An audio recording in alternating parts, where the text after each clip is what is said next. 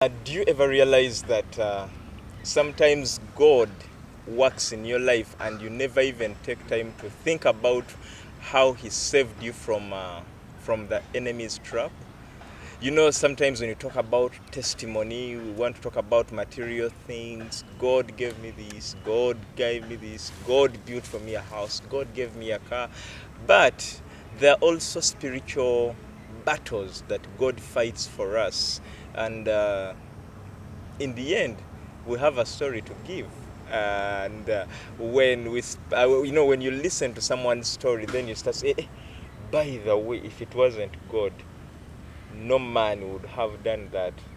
So very many times, certain things happen to us, and you curse yourself, you curse the day you came into this world. But when God delivers you, it is prudent that you share the testimony with others, so that they can be also be blessed by your testimony. This is my story here on Church of Uganda Family TV. It is a Sunday evening, and I believe you're having some great time with your family, even as you're watching this particular show.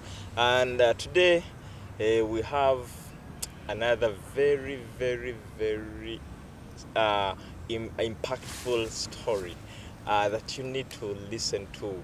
I know we are in holiday. Actually, we are in the evenings of our holidays, and I know very many parents really struggle with their children, especially in holiday, and this particular long holiday of almost 2 months. Parents hate it. They don't want to spend much time with their children.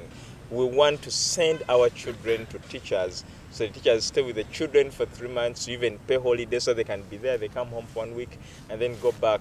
But it is prudent that as a parent, you know what happens to your child, because much as you do not see them all the time, they are struggling with a lot of things that you might never know. Now, the person we have with us today is sharing with us a story. He's an ex-street child, and are they called former addicts? Okay. Former addict.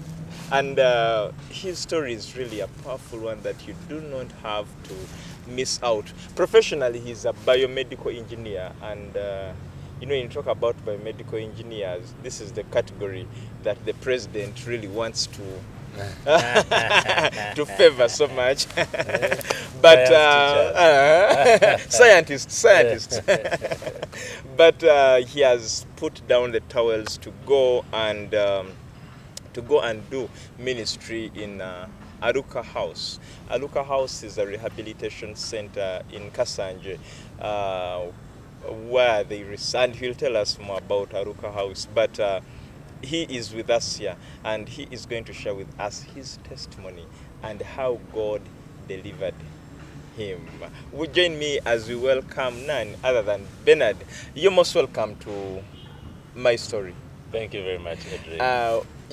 When you look at when you hear my story, sometimes you feel like it is mine, me, Yes, Edrine. yes, And then sometimes I want to say your story. But I kind of greet our viewers, because I've personally listened to your story, and really excited that we have you today. Wow, amen. Thank you very much, Edrine. Praise the Lord, all our viewers. I'm very delighted to be here this evening. I'm thankful to God for the opportunity to breathe again, and the opportunity He has given me to come here and be with you. Thank you very much, Family TV and the entire Church of Uganda family, for the opportunity that you've given me to come and fellowship with us Amen. this evening. Amen. Yeah. So we want to straight away get into your life. Where does your story start from? Very complex. I have where does my story start from? Maybe I'll start by introducing myself. Yes. My name is Bernard Ngoboka. The other one is Nkuruziza, the botanical one. and that one is easier for me than this one. Yeah. Oh, interesting. Okay, wonderful. So I'm born again by the grace of God. Last year, on the 28th of November, I made 20 years old in salvation. Wow. Not my age. And I'm thankful to People God. will start asking how old you are. Oh, But we shall get there. Oh yes, yeah. And I'm married to one beautiful wife called Jane Karunji Ngoboka, and God has blessed us with 3 children: Amen. Eliana, Joshua, and Solomon. And we stay. I work with, by the grace of God. I'm the founder and the team leader at Aruka House Uganda. Aruka House Uganda is a rehabilitation center. It's a Christian rehab, and we are doing life with people that are dealing with addictions, substance abuse, and many other addictions. And by the grace of God, we are doing a unique program that is a bit different from what other rehabs do in this country. Aruka also happens to be a farm rehab. So that means we do our rehabilitation program in a farm setting, but again a home and family setting. We are in a place called Kasanje. Kasanje is 32 kilometers out of the city center, out of when you're moving from City Square. And so you can access Kasanje through 4 different routes. One, you can go through Natete, Nakauka, Kasanje, or you can drive up to Mpiji, Kubikondo, Mpiji, opposite Total. There's a branch, a route that branches Amaram Road. It has a signpost, Kasanje. Then you drive for about 9 kilometers from Mpiji to Kasanje town, then about 4 kilometers from Kasanje town to our place where we are. Or you can actually use Entebbe Road up to Chitende.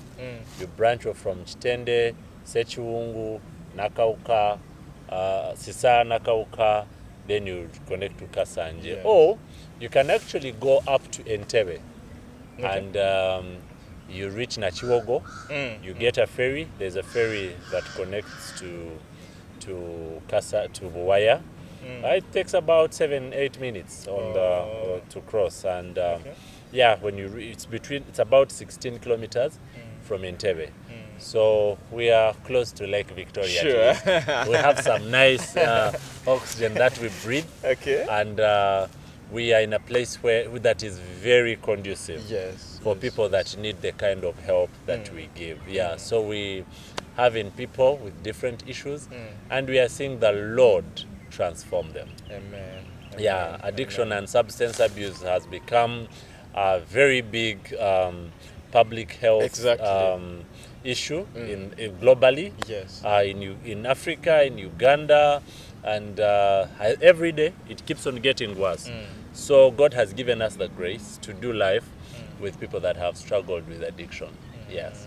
Well, we shall still get back to the other question that I asked. We want to know how your life starts. Where were you born from? Where did you grow up from? Up to where we shall get to. Wonderful. Bernard Ngoboka was born to Mr. Bernard Nkuruziza. We share the same names with my dad. And Madame Rose Namialo. Tulibachotera. So I was born in a place called Chetume in Mukono. And I was born as a young kid. I think about they tell me maybe about 6 months to 1 year, something like that. My dad separated with my mom, and so my dad had to go with me. I'm still told that I was taken from Mukono to Kabale, where we come from, in a Jimitex bag. Hey. I'm pretty sure you don't know Jimitex. I don't know it. Yeah, That's the truth. at least people who have been here a bit long enough, they will know what Jimitex bag is. So I'm told they put me in a bag, and then he carried me up to, you know, with the time we reached home in Kabale. I can't tell you that I know how we went, because I don't even know. Me, I found myself on the other side. So, but I'm also a city born. I'm also a city born. Yeah. So I grew up with my grandparents, with my grandmother, and then my grandfather, who later on passed on. So basically that's how I grew up. I grew up in a village setting. In Kabale? In a place called Kamezi. Yes, in Kabale district. Yeah, but now it's Ruchiga district. Yeah, so I grew up with my grandparents. I did my primary from those local schools back home. Which school is that? Kamezi Primary School. There could be your Obi who is watching. My Obi is watching. Yes. Then from there, after my P7, I joined different schools. Before we get to the different schools, for secondary, tell us about life in that rural school at Kamwezi, how it was, the memories that you cannot forget. Are my children listening? Okay. Life in the village then was cool. We used to walk to school. And where our home was, from our home to school, it was about maybe 10 or so kilometers. 10 kilometers? Yes, and we would wake up in the morning, first go to the kraal, do the milking. After milking, you clean the kraal. After cleaning the kraal, you go and fetch water. Yes, and our water, we are not fetching from the tap at all. We would move for like maybe about almost a kilometer. You go, fetch water, leave water home, then walk to school. I mean, what time were you supposed to be at school? We were supposed to reach school and do morning prep. But I remember we were so fortunate, we never used to attend prep. The head teacher of our school, we used to take for him milk. So he exempted us from attending morning prep. So we would go, and for us we were like for bosses free in the school. Or for cash? Sorry? The milk. The milk? I think they used the monthly kind of thing. Yeah. Okay. So after all this, you're carrying your books in a paper bag. We used to have those paper bags that would have a calendar. And you have your books, Nile English composition and grammar, and many of these other books, and you're holding your books. In this hand, you're carrying, I don't know how you call it in Uganda, entanda. Entanda is like, because home was far from school, so when you're going to the school never used to provide us with lunch. So we'll get food that was prepared last night. A golu. Put it in, and then one hand you're carrying the books.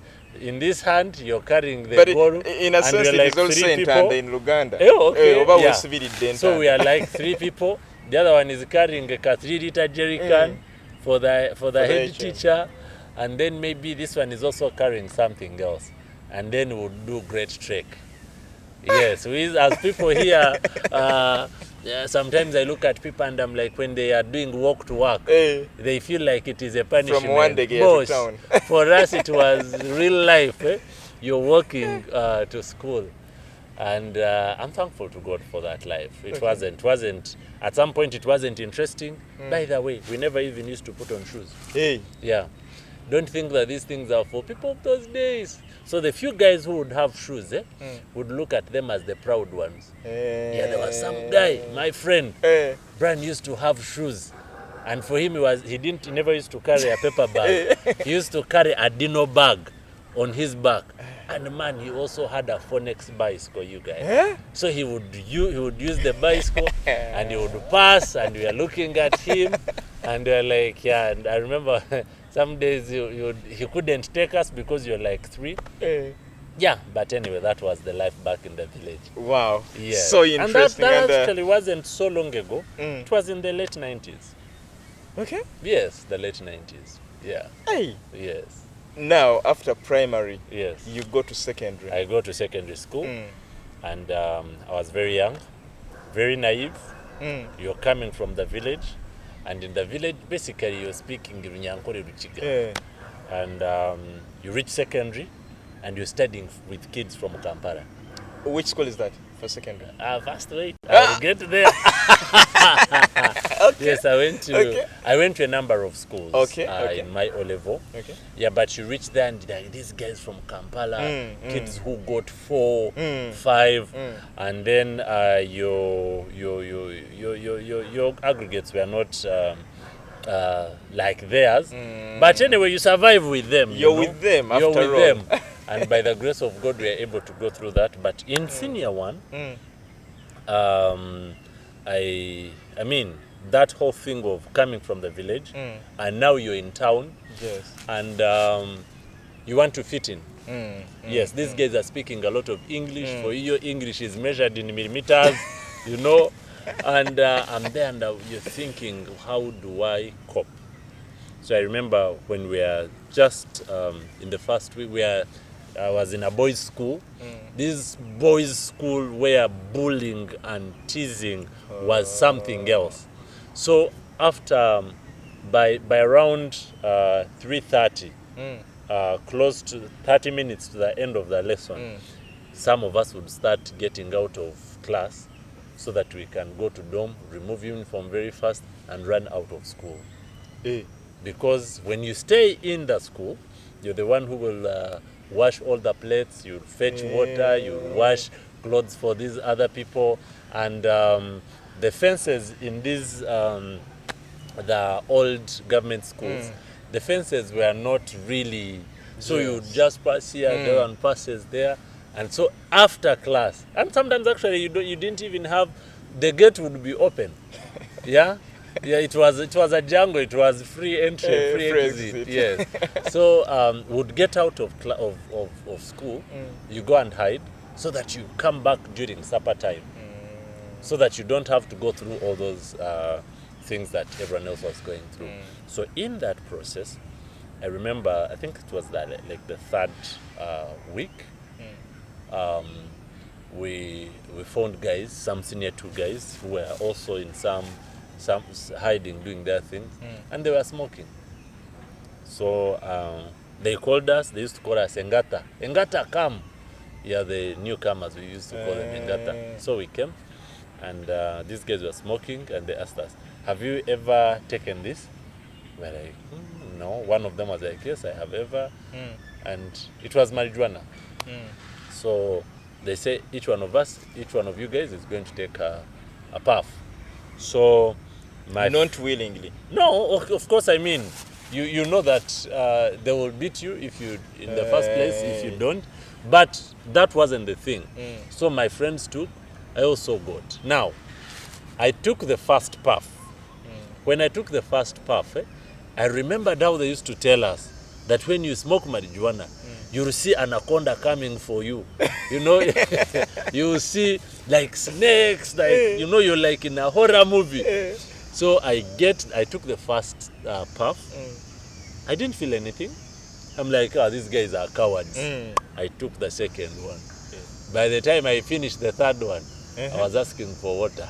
I was so thirsty. And I was like, man, anyone with water, man, I can't tell you that I know how we moved from there back to school. I woke up after 2 days. Wow. I would stay in dorm. They would wake me up. I couldn't hear. But you know, when I finished, of course we could go every after class, go hide. So like last time I did, well, let me do again. To cut it short, by end of first term, I was already an addict.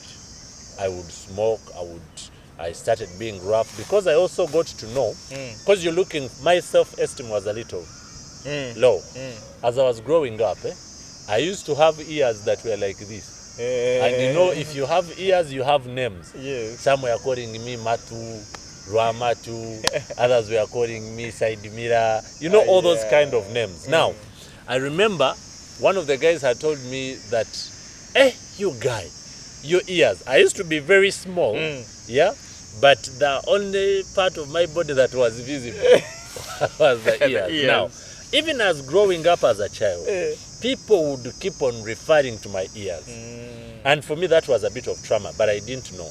I would feel bad. So there was this guy who told me, who saw me and was like, this guy, it was as if God created you and he forgot that he had not given you ears. Then when he threw them, they fell on you the way they wanted. Hey! Man, I started struggling with self-esteem. And I would do things to be different. I started being rough.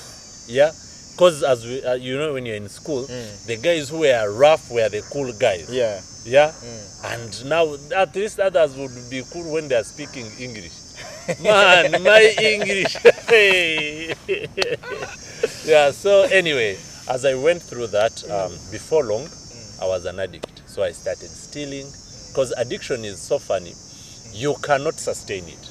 My pocket money ended like in the first 1 week. So to be able to sustain this, I had to look for ways of surviving. I started stealing. We would sell basic. We started with clothes, uniform. Whose uniforms? Other students' uniforms. Yes. We used to put on khaki shorts. So you get those khaki shorts. Like you come during class time when most of the guys are in class. Then you do window shopping. Yes. So if you're staying in this dormitory, you go to another dormitory and you track things as they have hung from out. Put in, you'd find that my case was always full. Now we're putting on khaki. And you know, with boys' schools, so washing that khaki was also not a thing. The one that gets dirty, you throw. Put on another one. But again, you start stealing sneakers.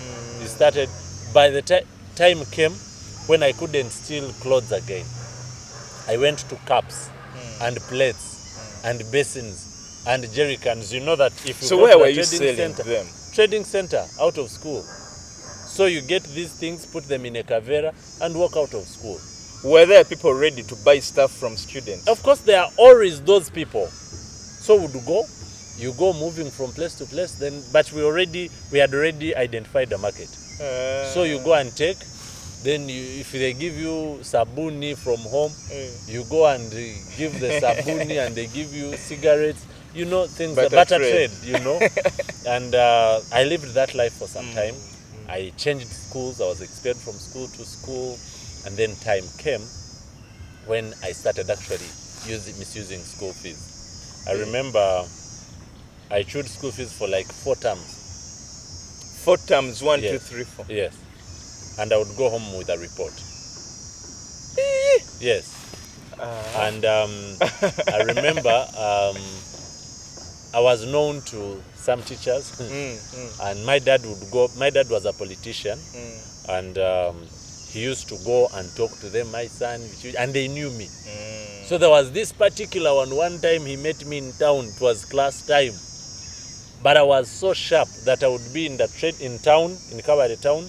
By then I was in Kabare, and you know, someone sees you. By the time they move, even when they're driving, by the time they move from town to school, they would find me next to the staff room when I'm putting on uniform. And one of them asked me, "Young man, are you a demon? That's Didn't what I I'm also find you asking in myself." town?" But you know, when you're in these addictions, you're so manipulative. You know games to play. You play games every now and then. But unfortunately, at that time, you think you're the wisest. But before you know it, these games can't take you any further. So I went through school. I was, time came when I started. Why were you being school. expelled from those schools? Of course, it's the habits, the things that I was doing. You don't Drugs, match the standards of the alcohol. school. You don't attend class, you'd come for a paper, and the teacher has never seen you in his class. I remember one time when I reached home, my father in senior, I think it was senior 2, he asked me for my books. I think someone had told him that one of my brothers had snaked me, that he doesn't attend class. So Dad was like, all of you, everyone bring your books, notes. Man, all my books were like glasses. There was no blue or black or red. The pages were black. But I would go and steal notes. There are these guys who are sharp, who would go and have very nice handwriting. You go and steal their notes. When it is time for exams, you're reading their notes. After the paper, you leave the book there. And I lived that life for some time. And before long, the wages of sin is death. I found myself reaping, harvesting the benefits of the consequences of my behavior. We are taking a short commercial break. When we return, we are going to see how you now reap, because probably there could be someone who thinks they're on the top of their game and there are no repercussions. Oh yes. Yes. Welcome back from that commercial break. This is my story here on Church of Uganda Family TV. We are with Bernard taking us through. Now, you've gone through very many schools, you've been expelled, and before the break you told us it was now time for payment. Yeah, so my dad being an ex-soldier, okay. That time. Wait, you were doing all this even knowing that your dad is an ex-soldier?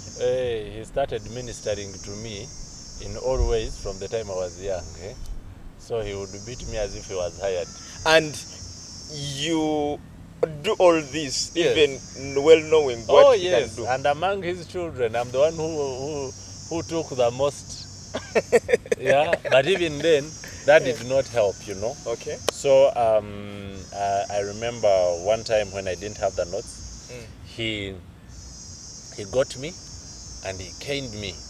He put we were at my grandmother's house in the village, and the ceilings of those days had, I don't know how they call it in Uganda, but you see, like when you do poles on top, and then up there they would put some bananas, bogoya, ndizi, and then it would get in Luganda they call it a chibanyi. So now what he did one day, he got my legs, tied them on this side, he got my hands, tied them on the other side, up, and I kept on swinging like this. He caned me.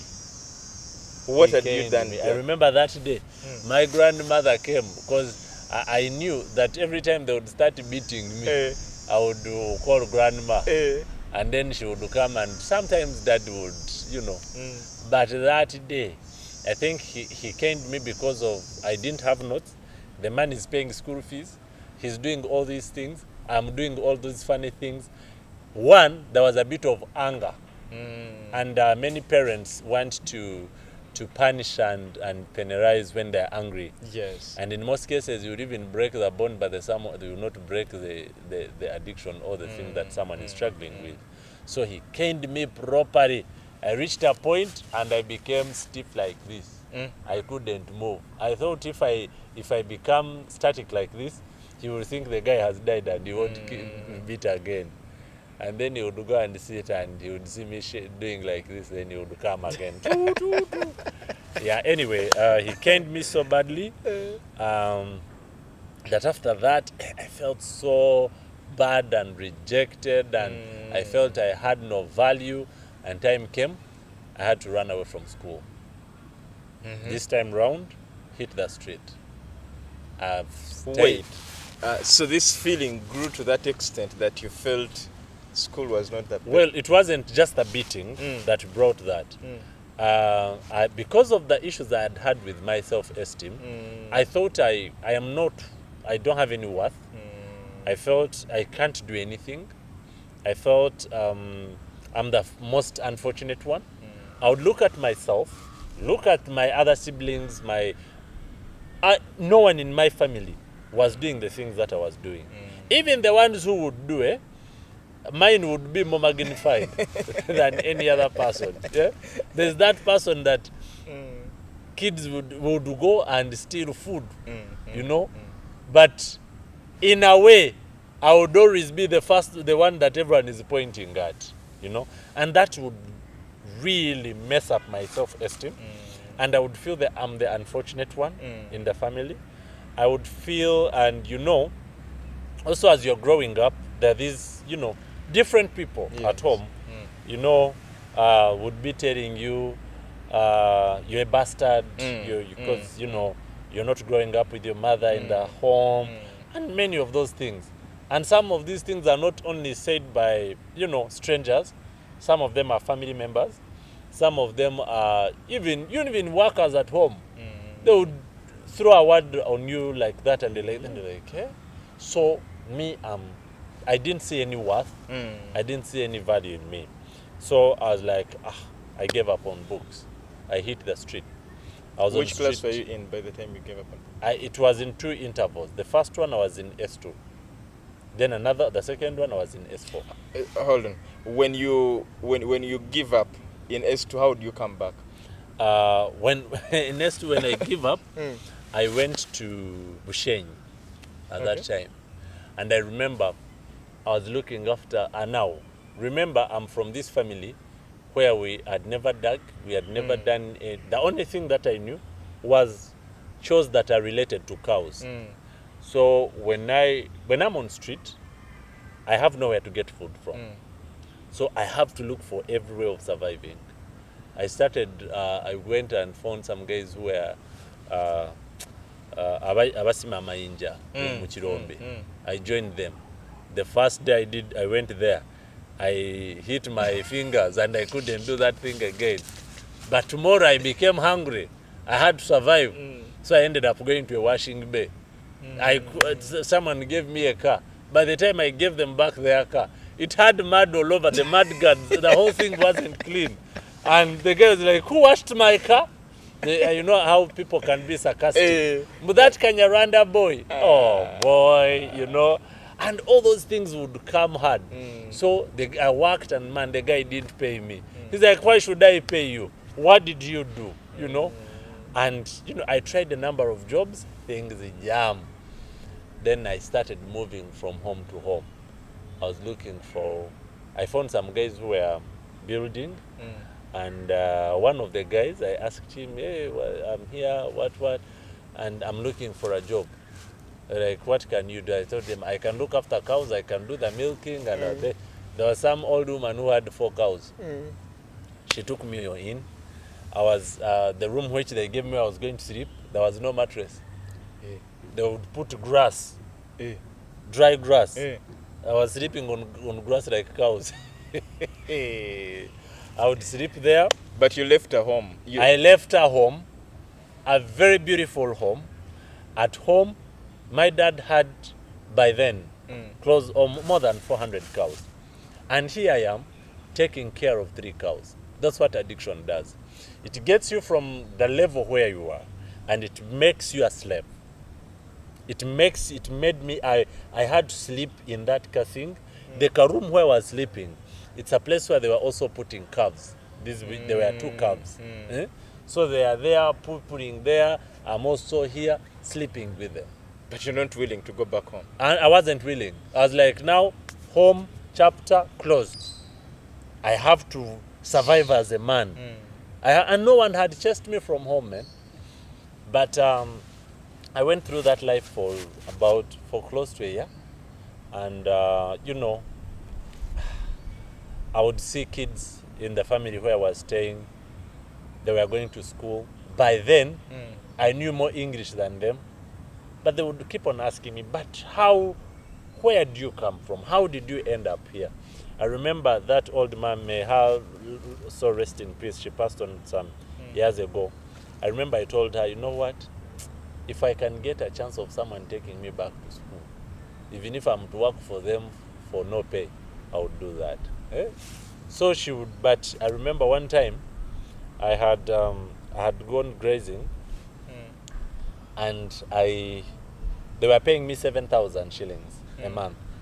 So this time 7,000 kasamvu a month. Oh yes, but every time I would receive that kasamvu, I would go and stock joints. Okay, I would go and stock sticks of marijuana. I would know that this one will take me for a full month.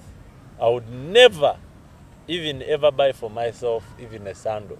I would buy drugs, stock them. I made sure that the place where I was, people would not know that I would do weed.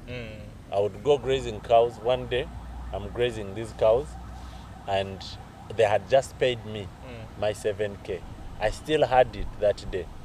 I had smoked weed, and I slept, and the cows left. So when the cows left, they were crossing the road. One of the cow got knocked. Good enough they had paid my salary. I was like, no, I can't survive here. Let me go to Kampala. I'm going to Kampala with Kasamvu. 7,000 shillings. From Bushenyi. From Bushenyi. I remember I jumped on a taxi. By then it was over 2K or 3K from Bushenyi to Mbarara. By the time I reached Mbarara, I had 4K. So when I reached Mbarara, I was so hungry. I first got some guy who was selling some commando. I ate something. Then it was time to hit the road to Kampala.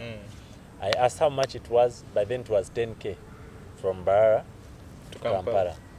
So I got a Costa. We were sitting. I had a Cavera of my clothes. I sat in the car and we moved. So when we reached, I remember when we reached Masaka, the Costa guy we had gone with sold us to a taxi. You know how reach at it's stopping in Masaka, it's not going to Kampala. So when they did that, some people had already paid for the whole trip up to Kampala.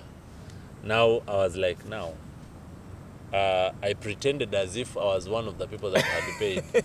I moved in. But now this guy told the other one that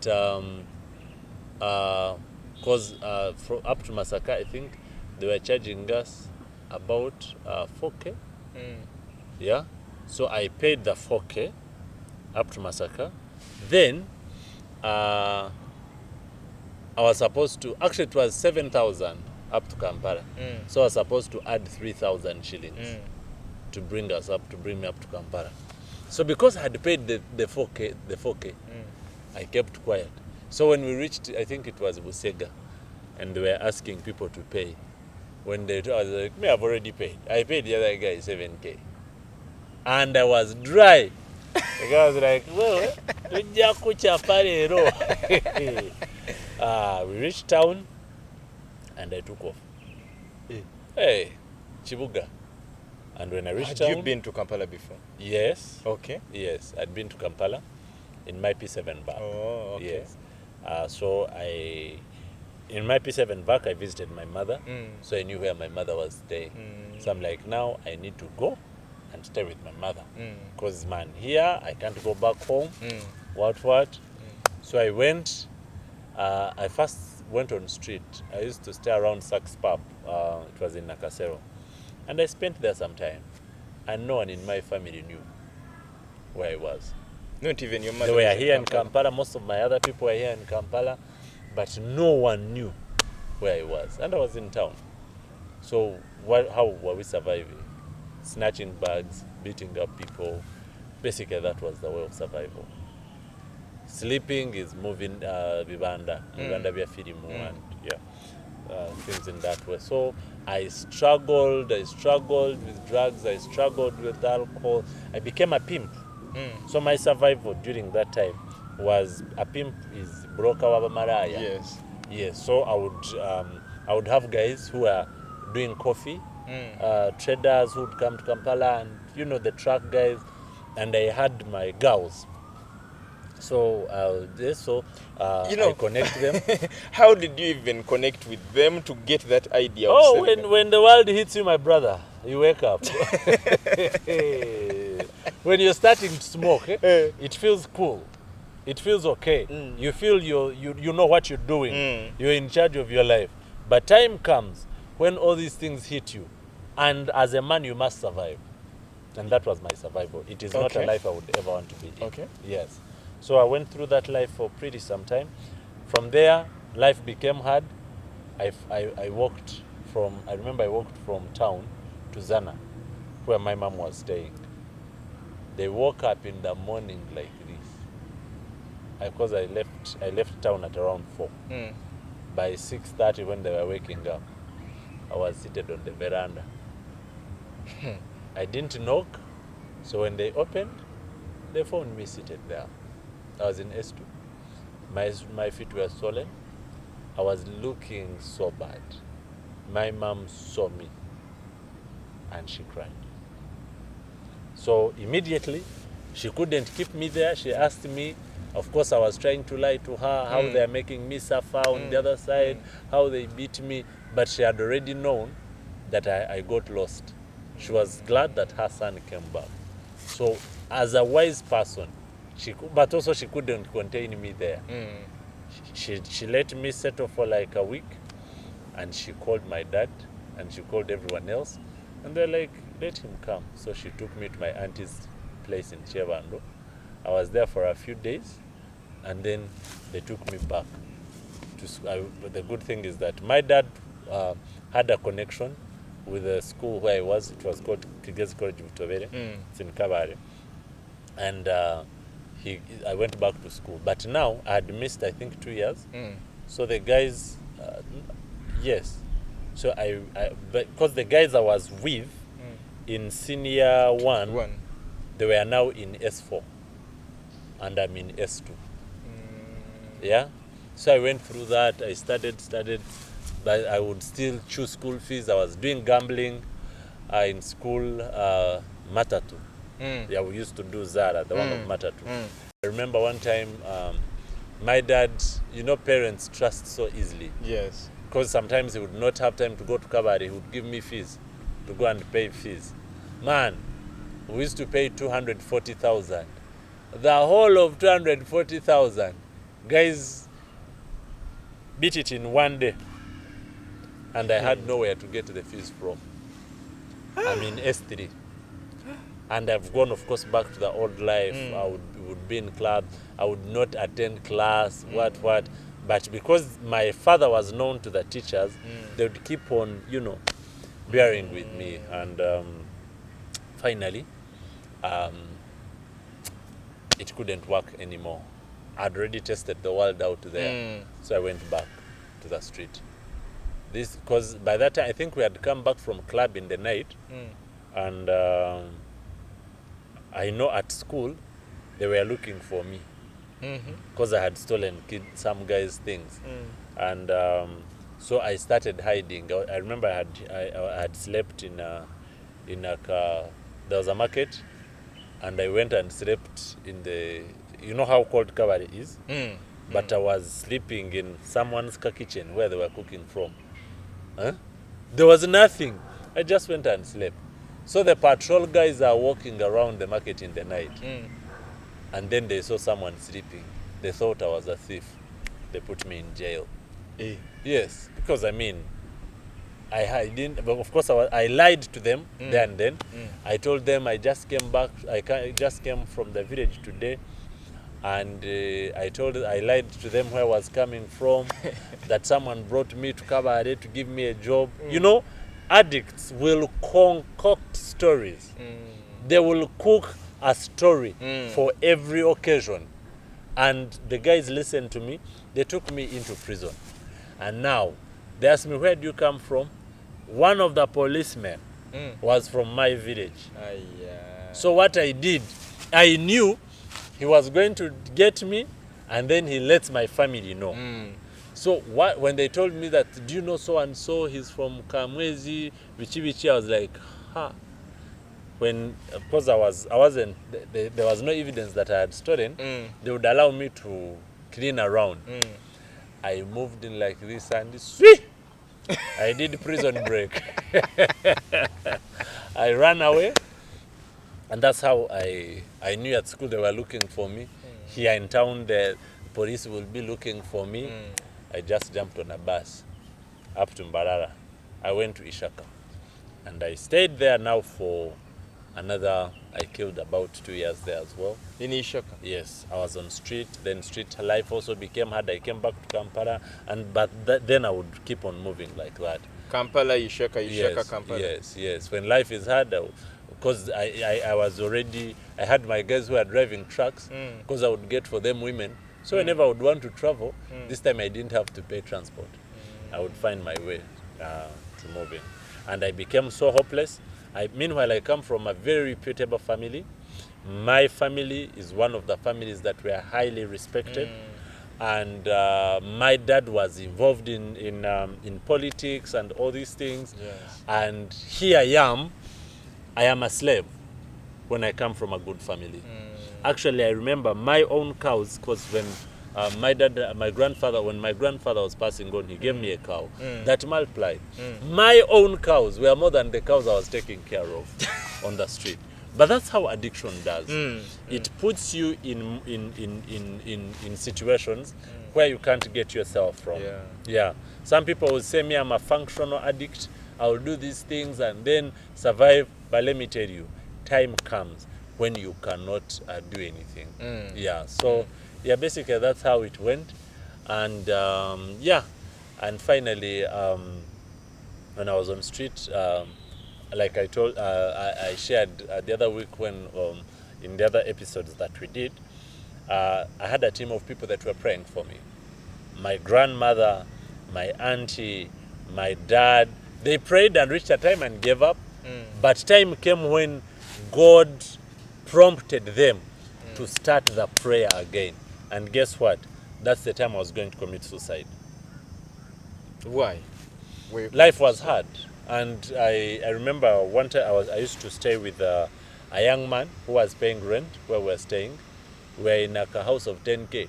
And we were like 4 10K guys. a month? Yes. Oh, everyone was bringing 10K? Oh, boss. We were paying 10K. All of us. But the other guy is the one who was paying. So one time, he used to sell matoke on a bicycle. So one time he's coming from his business and he gets knocked by a car and he dies on spot. And when he dies, I was like, but God, you're unfair. Someone who is important is dying. Then me who is useless, I'm here surviving. I went and looked for poison. That day I was going to commit suicide, people at home were praying. Is that day I saw my dad on the street. Of Kampala? No, in Ishaka. In Ishaka? Yes. I think we shall start from there next time when you give us now the other detail because we really have to take time and listen to your story. It is such a unique one and it is helpful to someone out there. So to our viewer, we shall be back next Sunday, same time, same station with the part 2 of Benedi's story. Please stick with us.